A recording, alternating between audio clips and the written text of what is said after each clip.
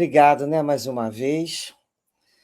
Fizemos assim, né? Quando pensamos no aniversário de uma instituição espírita, a gente logo pensa, né, que além de comemorar a existência da casa, precisamos também comemorar com satisfação a perseverança dos seus trabalhadores, né? E diante de tantos exemplos de trabalhadores no bem, escolhemos então para a noite de hoje o tema que nos fala muito ao coração, que é o item 5 do capítulo 20, né? Que são os trabalhadores do Senhor. Esse estudo trata-se de uma mensagem do Espírito de verdade que, mais uma vez, nos convoca ao trabalho do bem, como trabalhadores da última hora que todos nós somos, pois já ouvimos esse convite antes, mas estamos sempre atrasados pelo serviço a realizar, porque constantemente adiamos essas tarefas em razão de outras situações das nossas vidas materiais, das ilusões que muitos ainda de nós possuímos.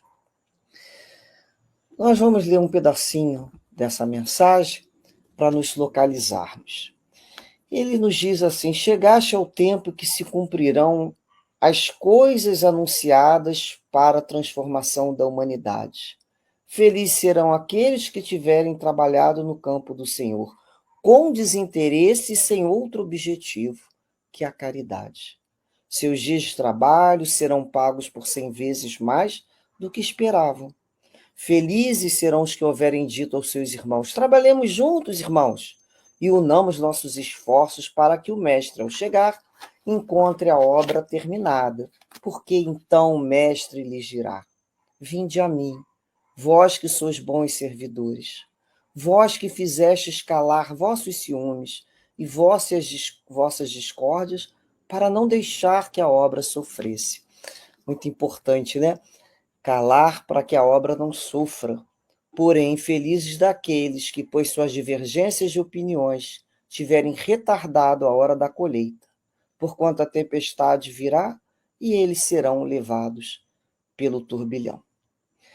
Então, vejamos aqui lemos um pedaço, né, desse texto, e a gente vai lembrar que o Espírito da Verdade, ele nos alerta que estamos reencarnados justamente no período de transição em que a Terra passa pela transformação de mundo de provas e expiações para um mundo de regeneração.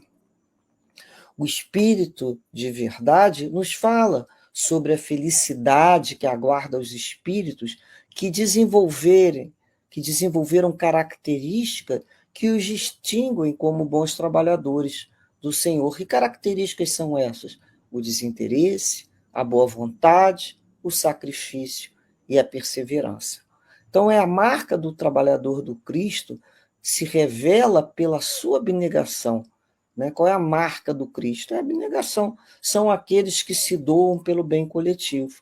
Então, nós temos Allan Kardec, Leon Denis, Chico Xavier e tantos outros trabalhadores que nos inspiram esse modelo de conduta, de serviço junto a Jesus. Essa mensagem do Espírito de Verdade também nos diz que felizes também serão aqueles que desenvolverem em suas vidas o sentimento de fraternidade, união e o senso de dever pelo trabalho realizado, né? Senso de dever. Nós vamos cada vez mais perceber a importância do sentimento de coletividade, a importância da coesão no grupo. Isso é muito importante. A mensagem nos fala sobre o acolhimento que Jesus promete aos bons servidores, que são aqueles que aprenderam a aplainar seus egos. Vocês conhecem os aplanadores? Então, vai aplainando lá o ego, o personalismo, em nome de um interesse maior, que é a obra da doutrina espírita que está sendo solidificada. E que sofrerão aqueles que, por divergência de opiniões, tiverem atrasada a obra que tinham que cumprir. Então a gente lembra, né? Quantas instituições se dividiram por dissensões? Não há problema algum em discordar da opinião de alguém, mas isso não significa provocar uma divisão ou uma anarquia. Quantos trabalhadores, né, pararam por melindres, por personalismo? Quantos outros pararam por não se acharem reconhecidos como líderes? Gostariam de um cargo, alguma coisa, mas são esquecidos que o Mestre Jesus nos ensinou a sermos apenas servidores de todos por excelência. Lembramos, né, do Evangelho de Mateus, lá no capítulo 12, versículo 25, em que Jesus nos dá a seguinte lição: toda cidade ou casa dividida contra si mesmo não subsistirá. Então, a importância da coesão numa casa. Importante que a gente se cale em nome desse bem maior. A mensagem também nos diz que haverá a separação do joio e do trigo. E o que o pai conhece os seus filhos, né? Sabendo distinguir desde já aqueles que apenas vivem de aparência. São aqueles que se escondem nos rótulos religiosos.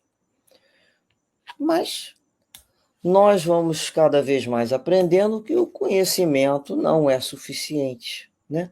É preciso querer mudar o nosso interior. Leon Denis, no livro O Problema do Ser e do Destino, ele diz assim: não basta crer e saber, é necessário viver a nossa crença, isto é, fazer penetrar na prática diária da vida os princípios superiores que adotamos. Esse é o objetivo. Estudo, né? Qual é a finalidade da doutrina espírita? Nos direcionarmos para Deus, abrandarmos o nosso coração, nos esclarecer e nos consolar. Então a gente vai aprendendo que a cada dia a gente tenta colocar em prática, viver um pouquinho do amor que Jesus nos ensinou. É um pouquinho a cada dia, porque a natureza não dá salto, né? Então a gente tem que entender um pouquinho, a gente começa a lembrar como é que Jesus nos ensinou sobre esse tema. Então, já que a gente está falando de trabalhadores, nós vamos avaliar, uma autoavaliação, algumas posturas com o objetivo, né? Como nós falamos, de autoavaliarmos, meditarmos sobre algumas ilusões que ainda teimamos em manter, às vezes por puro comodismo. Todos nós. Então, o que nós ouvimos no trabalho em grupo, numa casa grande, numa casa média ou pequena, iniciante, são trabalhadores, nós temos características muito parecidas, porque nós somos diferentes nas minúcias de alguma virtude que está conquistando. O restante nós somos parecidos com as nossas dificuldades, né? Nós somos aquelas criaturas ainda que se encontram no esforço a caminho de Deus. Por isso nós somos muito parecidos nas nossas dificuldades. Então vamos ver o que nós trouxemos aqui, algumas posturas, algumas frases que a gente escuta. É aquele eu. Quem sou eu para fazer isso? Então, o trabalhador que não se dispõe porque diz que ele se considera inapto para tudo, né? Mas também nada faz para aprender, se escondendo no discurso de humilde. Isso não é humildade, muitas vezes, né? Muitas vezes é medo, medo de assumir responsabilidade que irão gerar novas posturas, porque vai ter cobrança. Então, por medo. E quando a pessoa fala, quem sou eu para fazer isso? Eu não sou capaz. E o que é ser capaz? Capacidade é se fazer presente com a boa vontade daquela hora.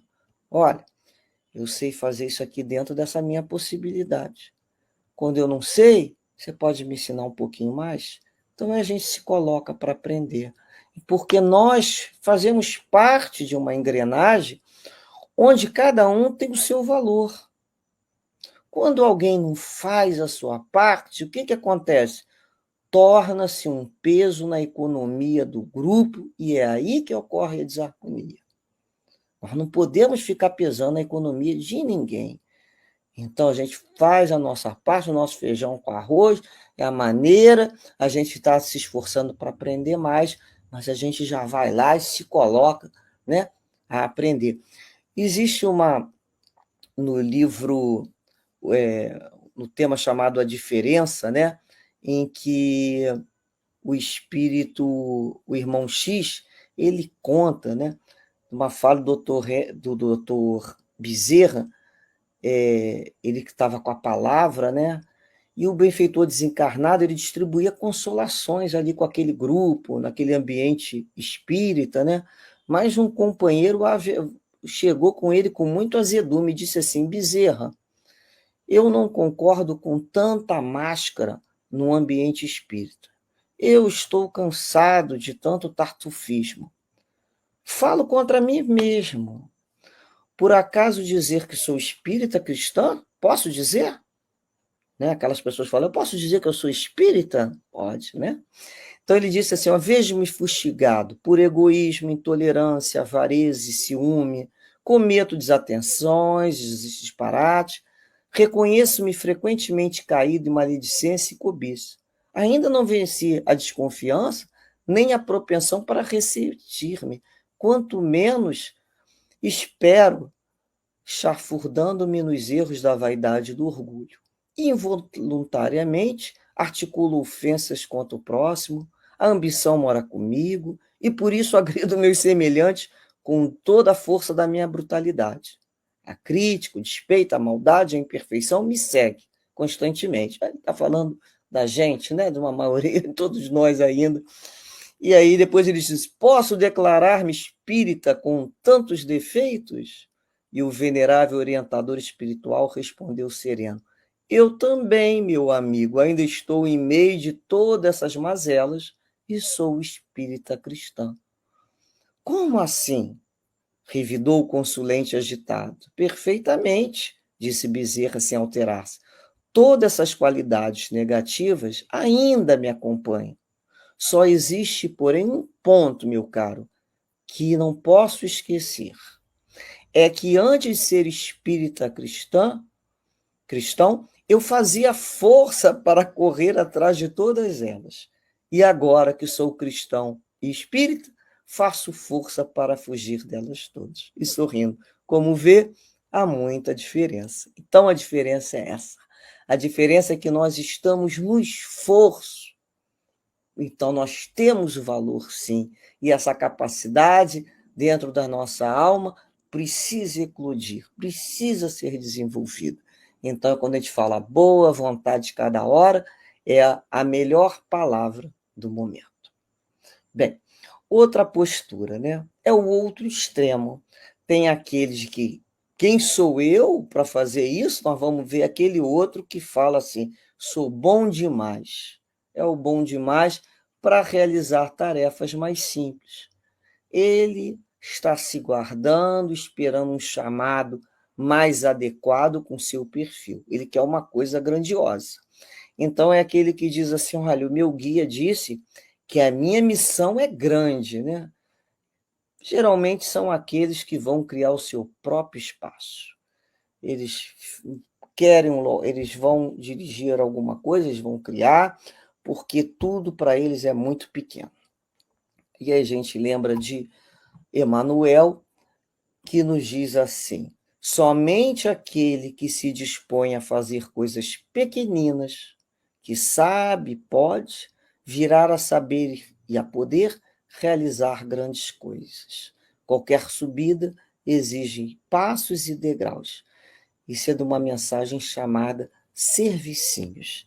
Então, só aquele que se dispõe a fazer coisas pequenininhas. Qualquer subida, realmente, a gente precisa, é um passinho de cada vez. Vejamos aqui um terceiro perfil, né? Que nos diz assim, os incontáveis são aqueles que nunca podem nada, nunca têm tempo, né? A atividade que se compromete ainda representa para alguma dessas pessoas um hobby. Então, a casa espírita muitas vezes significa um ponto social um ponto em que aí eles vão ali para se visitarem, trazendo ainda arraigado certos conceitos antigos, né? Conceitos religiosos antigos. E nós vamos lembrar, como trabalhadores, que esses que nunca têm tempo, por que eles nunca têm tempo, né? Porque não se dispõem ao trabalho.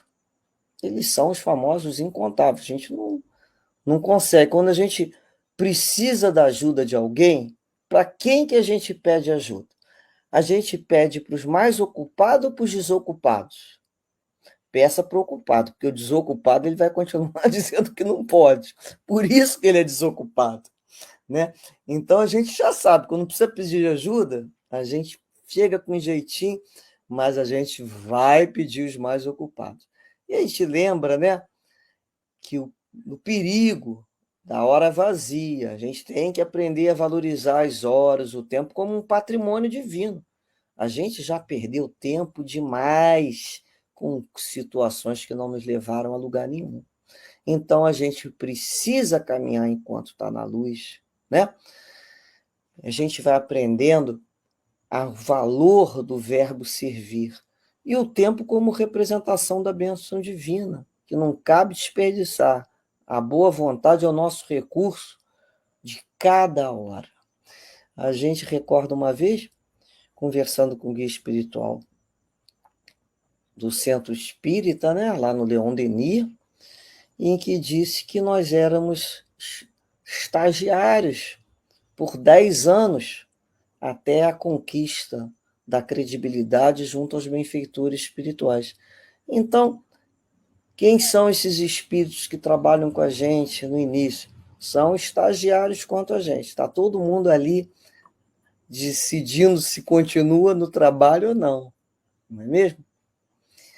Vejamos um outro perfil, um quarto perfil. Os exagerados.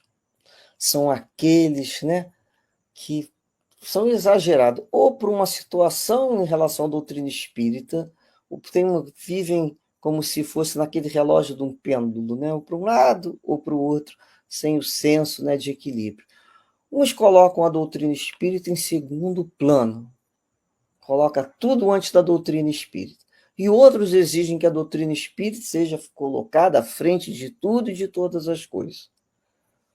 Onde a gente pergunta, onde é que fica o bom senso e o equilíbrio, né?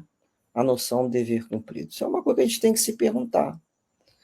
Então a gente tem que aprender a não ser exagerado e sentir realmente a necessidade.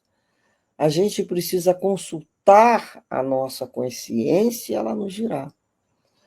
Quantas vezes nós temos uma situação que precisa da gente na nossa casa, no local de trabalho, então a gente tem que saber ter essa organizar, né?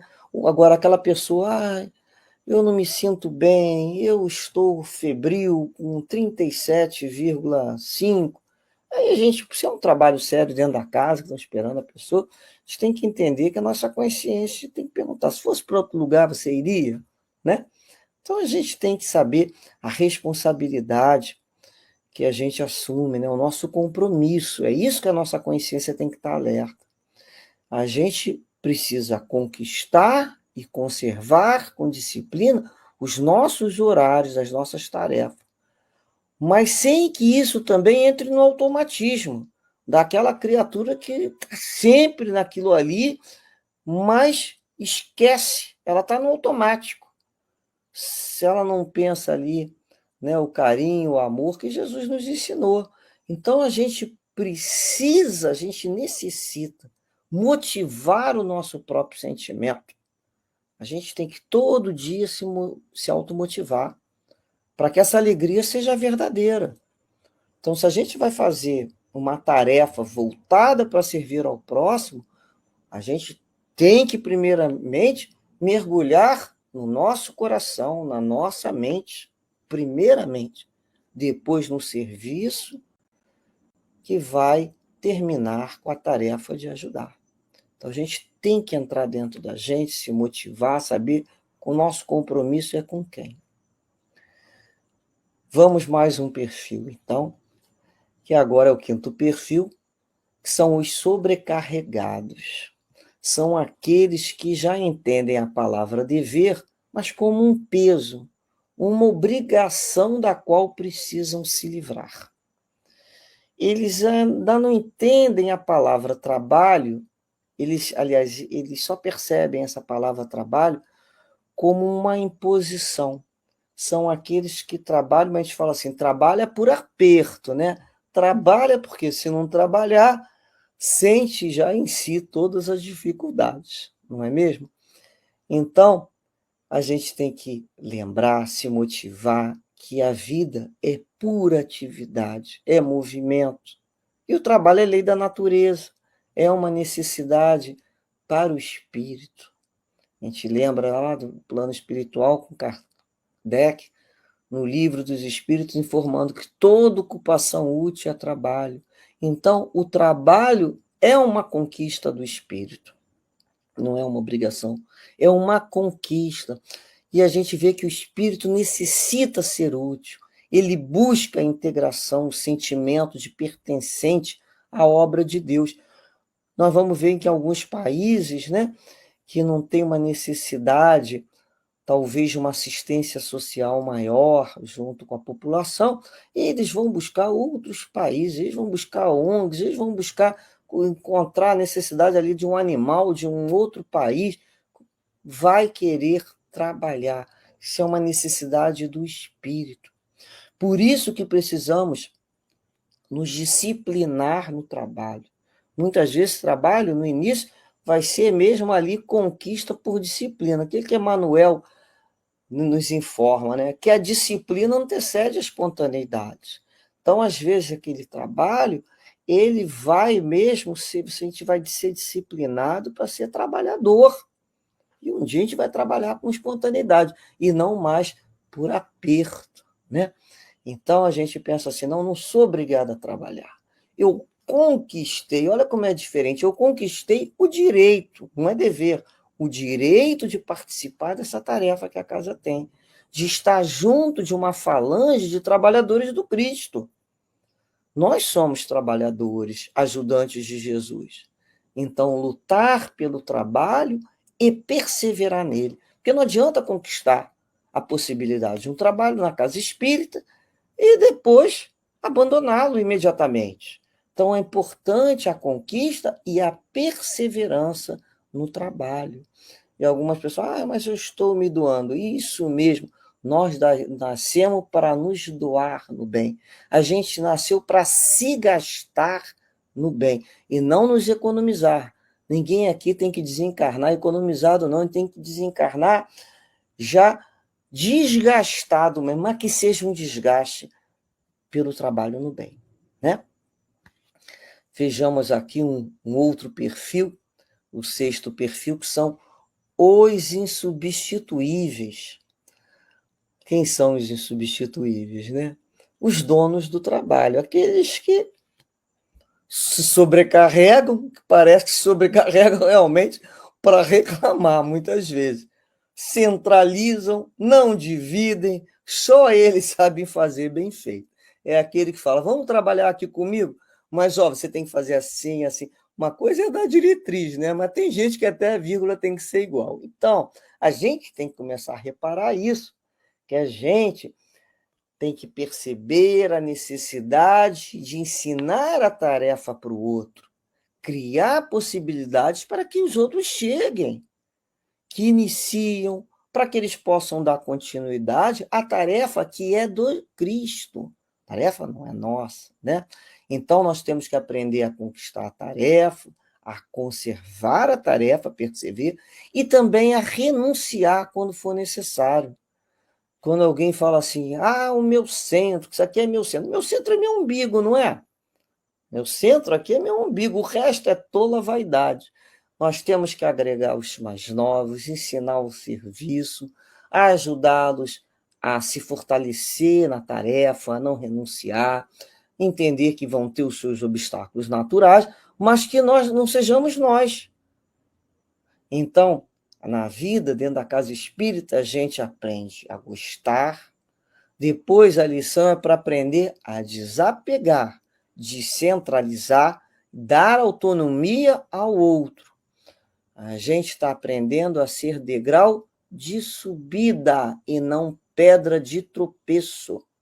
Isso é muito importante que a gente saiba.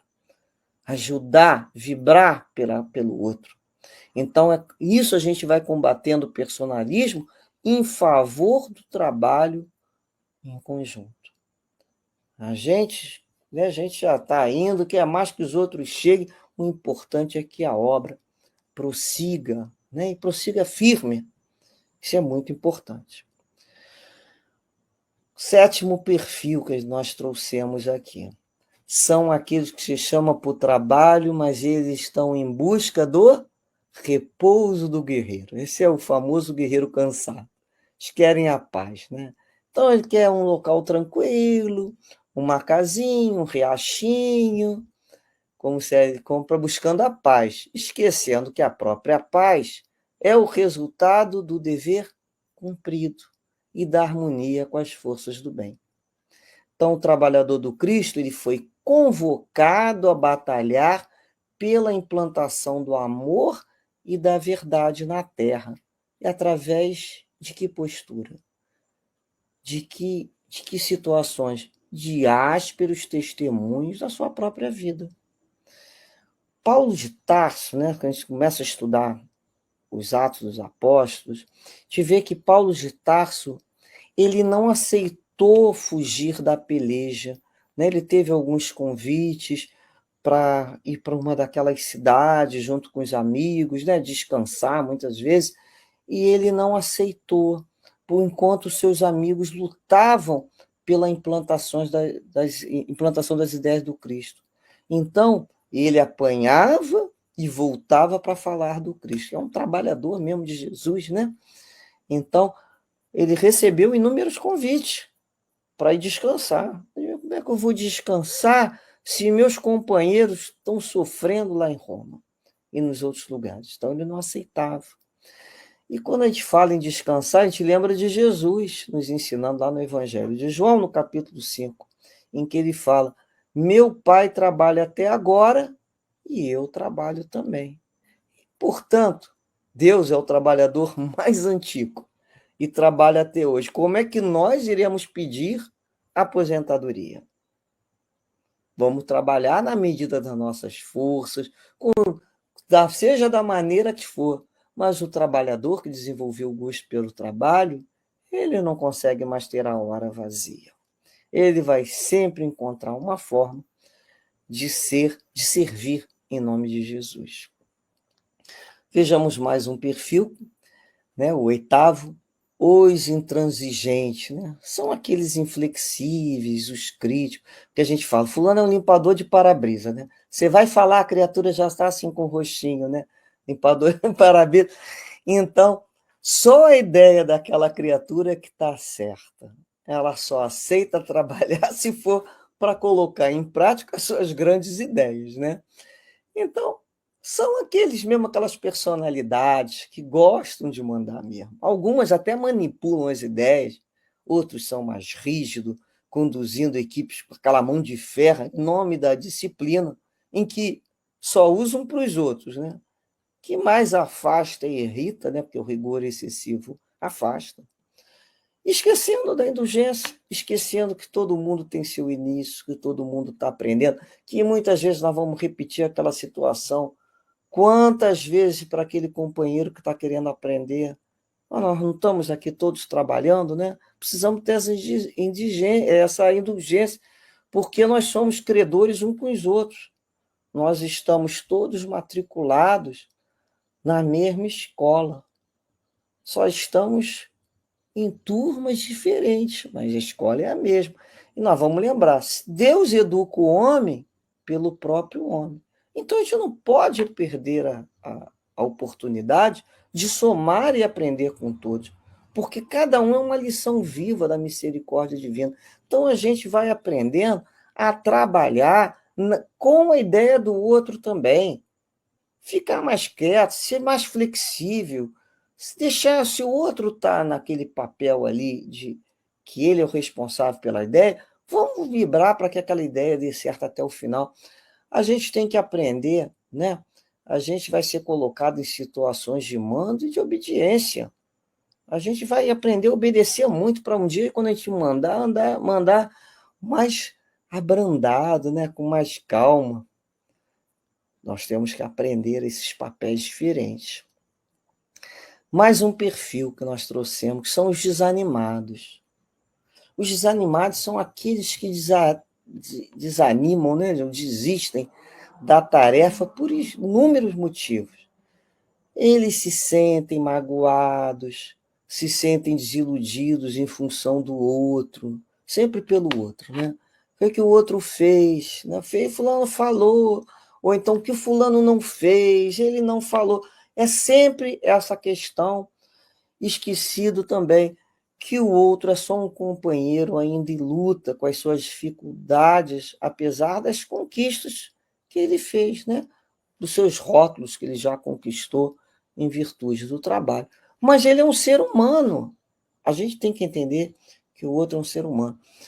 Quando a gente escuta uma pessoa falando, vou abandonar a casa espírita porque fulano falou, a gente pergunta assim, né? Mas você entrou na casa espírita por causa de A, por causa de B, por causa de C? Não deveria ter entrado por causa dessas pessoas, né? A gente deve entrar na casa espírita para se esclarecer, para se consolar com Jesus. E se eu não entrei por A, nem por B, nem por C, eu também não vou sair de uma casa por causa de nenhuma pessoa, né? Eu vou me manter ali por Jesus, pelos guias espirituais daquela casa, que eu tenho um comprometimento, pelas vibrações que aquela casa possui. Então, ninguém deve se manter numa casa espírita ou elaborar a sua fé calcada no outro, não. Isso é um altar muito perigoso, porque o outro é um ser humano. Somente Jesus é um instrumento de consolo das nossas almas. O outro é alguém que nós admiramos pela força do trabalho, que nos inspira a continuar a dar os nossos testemunhos, porém nos cabe respeitá-lo na sua condição de também aprendiz em direção a Deus e orar para que ele continue perseverante. Tem uma história que diz que uma pessoa foi buscar Chico Xavier para conhecê-lo e não encontrava ele. Estava no hotel já há alguns dias, ia num lugar, não encontrava, ia no outro, não encontrava, ficou muito chateado e deixou lá uma carta para Chico dizendo para ele assim, olha, perdi minha fé em Deus. Eu fiquei aqui na cidade te esperando te encontrar, não consegui encontrá-lo em momento nenhum, e aqui eu me despeço, estou voltando para minha terra, e você é o responsável de eu ter perdido a fé em Deus. E aí Chico leu aquela carta, né, que a moça do hotel entregou para ele, ficou muito sentido com aquilo, preocupado, e mostrou para Emmanuel, né, conversando com o guia falou, olha, se ele fosse a fé dele em Deus, depende de você, é melhor que ela caia por terra agora, né, para que ele comece a reestruturar a fé. E é isso mesmo. Nós não temos como ser, se Chico não tem, imaginemos nós, estrutura para que o outro monte a sua fé em Deus. Né? Jesus é que é o nosso guia, nosso consolo. Então, muitas vezes, a fé do outro vai por terra abaixo, porque ela era realmente, não era edificada em rocha, estava na areia movediça e ia cair a qualquer momento, que caia logo para poder subir. Então, a gente sempre, quando lembra do outro, a gente lembra de Jesus nos ensinando. Que te importa a ti? O outro, né? Segue-me tu, deixa o outro para lá, deixa o outro com as questões dele, vamos nós caminhando. Vejamos agora, né, o 10º, que nós escolhemos aqui, o 10º perfil, que nós colocamos o nome de os profetas. Né? Os profetas são aqueles que já foram avisados de tudo, eles sabem tudo, vivem na casa espírita fazendo profecia sobre todos os trabalhos, eles têm visões o tempo todo, são os únicos que têm guia e recebem inspiração. Se alguém for falar alguma coisa, não está acorde, né? Concorde com eles. Então, muitas vezes eles vivem o que a gente chama dando carteirada, né? Em nome do plano espiritual. que não é nem justo, né? Como para calar o outro, já fala, foi o espírito tal que mandou. Então são os fiéis intérpretes, são os saberetas espirituais. Eles não sentem mais obrigação de estudar, né? Eles acham que não tem, porque eles já aprendem pelo processo de iluminação. A gente observa essas criaturas e fica pensando, e o problema é que eles têm grande magnetismo e acabam contaminando o ambiente em um clima, né, muitas vezes, de ceticismo das ideias que não lhes pertencem. Eles não acreditam em nada mais em ninguém. E a gente lembra, né, que como é que a gente adquire o pensamento, né, organizado, se não for estudando continuamente. Por isso a importância do estudo. Porque quando a gente deixa de estudar, quando a gente deixa de ler, o que a gente cria na nossa mente? A gente vai começar a viver a nossa própria realidade, né? E começa uma confusão mental também, porque nós não temos essa estrutura. Então, a realidade de todos nós deve ser estudar, para manter a nossa linha numa mente diretora e organizada. Por isso essa importância do estudo. A gente precisa do estudo, a gente precisa dos grupos para que a gente se oxigene. Senão a gente vai se auto-obsediar. Só com aquelas nossas caraminholas. Por isso que tem coisa que sai de falar, isso é coisa da cabeça do médium, né? Porque ele fica ali com aquelas ideias e não estuda. A gente olha a importância do estudo para não criarmos a auto-obsessão. Bem, vamos ser cuidadosos com o tempo, né? E lembrar, né, que nós comentamos esses perfis, esses 10 perfis, como quase todos nós, passando por essas situações, vivenciando como personagens, como observadores, enfim, mas para que a gente saia dessas situações e busque sempre a oportunidade de aprender, de querer o tempo, de querer servir, de querer estudar, querer servir, mas com qualidade, porque a doutrina espírita nos oferece um material para termos qualidade nesse serviço. Então, não é só apenas trabalhar, mas trabalhar com qualidade, trabalhar com sentimento de solidariedade, de amizade com o grupo. Como é bom ter um grupo na casa espírita, como é bom encontrar pessoas, né, que pensam como a gente, que têm os mesmos ideais. Isso é muito, muito bom. E essa mensagem do Espírito de Verdade, então, já que começamos falando da mensagem, é uma grande consolação aos corações dos trabalhadores, quando diz que o nosso Pai irá confiar os postos mais difíceis na grande obra da regeneração pelo Espiritismo aos que não recuarem diante da tarefa. Então a gente lembra, né? Não recuar diante da tarefa. Que sejamos nós. Estamos no esforço. Aqui não tem anjo, aqui não tem ainda ninguém superior, mas somos aquela criatura que erra, mas que levanta, que limpa o joelho, que enxuga a lágrima, que está lá dizendo, Senhor, estou presente.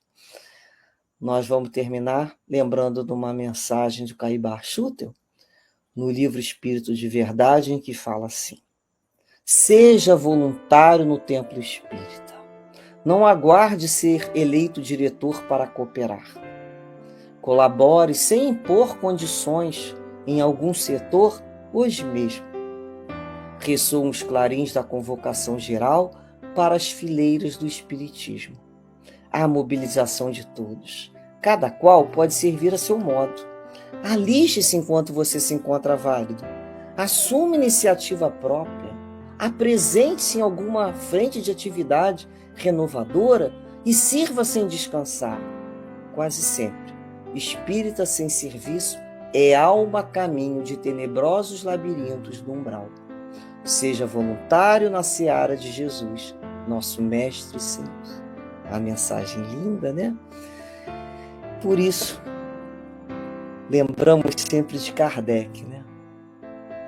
Realmente, fora da caridade, não há salvação. Fora do trabalho, com esse sentimento de amor também não. Saudamos, portanto, a Casa Espírita, que faz 39 anos, e ao seu patrono, Allan Kardec, que soube exemplificar a humildade, a caridade e a confiança de Cristo em Deus. Desejamos a todos vocês, do nosso coração, que essa casa permaneça sempre como um farol brilhando por muitos e muitos anos. Muita paz a todos. Obrigado, Maristela, pelas suas considerações acerca desse capítulo tão importante, como todos os demais, né? Mas que nos toca profundamente, né? Quando nós ouvimos a tua fala e também a gente vai navegando ao longo dos anos e percebendo que realmente todos nós somos convocados ao trabalho. Todos nós, cada um de nós, na sua tarefa, na sua aptidão, mas todos nós somos convocados a sermos trabalhadores do Cristo, não para modificar o outro, mas para modificar a nós mesmos. Então, agradecemos mais uma vez e agora convido a todos para nos seguirmos através da prece, concluindo essa live nesta noite de hoje. Ó Senhor da vida, Deus nosso Pai, ó Mestre e amigo Jesus, companheiro de todas as horas, agradecemos a oportunidade deste encontro, que é um encontro de aprendizado, de reflexões, mas também um encontro de comemoração pelos 39 anos do nosso querido GEAC. Te rogamos, ó Pai, rogando aos trabalhadores que aqui estiveram, e que aqui agora estão conosco, permanecem conosco no outro plano da vida, que possam nos inspirar, mantendo-nos todos engajados nesta grande tarefa de amor, que é o trabalho através da doutrina espírita. Que cada um de nós possamos refletir com as palavras aqui trazidas, que consigamos nos colocarmos diante deste evangelho amoroso e refletirmos qual é o nosso papel, qual tem sido o nosso papel diante da mensagem do Cristo. Muito obrigado, Senhor, que a tua paz seja com todos os corações, seja com todos os trabalhadores, e a nossa gratidão pela oportunidade. Assim sendo, damos por encerrado esta atividade na noite de hoje. Que assim seja.